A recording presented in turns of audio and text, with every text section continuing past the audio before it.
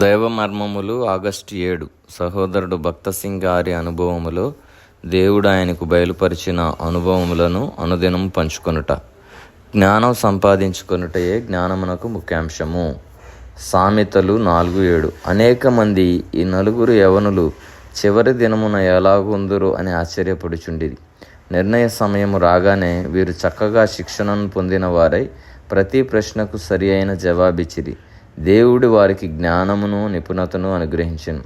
దానియేలు కలలను దర్శనములను చక్కగా అర్థం చేసుకొని వాటి భావంను చెప్పగలిగేవాడు. ఈ రీతిగానే దేవుడు నిన్ను కూడా ఆశీర్వదించును. నీ పిలుపునకు తగినట్లుగా వరమును అనుగ్రహించును. నన్ను ఈ రీతిగా చేయము, నన్ను అట్లు చేయము అని ప్రభువుతో మనము చెప్పనక్కరలేదు.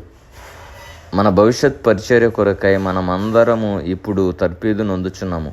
ఆయనకు విధేయులముగా ఉన్నట్లయినచో చివరి దినములలో అపాయకరమైన సమయములో మనము పిలుపు ఏమిటో గ్రహించగలము. రానయ్యున్న దినములకై ప్రభువు మనల్ని సిద్ధపరుచుచున్నాడు అనే విషయమును మనము గ్రహించుట ఎంతో ముఖ్యం. నీవు కూడా దానియేలు వలె జయించు వాడవు కావాలను.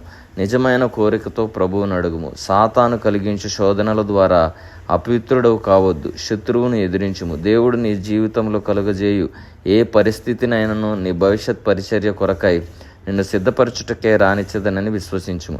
ఇటు విశ్వాసము ద్వారా నీవు మెలకువగా ఉండి భవిష్యత్తు కొరకై సిద్ధపడదు. ప్రతి పరిస్థితిని, జీవితంలోని ప్రతి అడుగు దానియేలు యొక్క హృదయ వాంఛను నెరవేర్చుటకై తోడ్పడెను.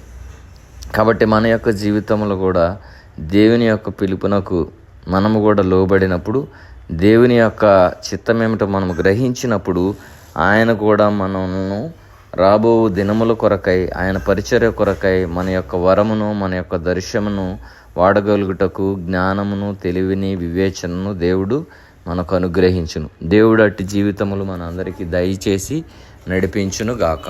ఆమెన్.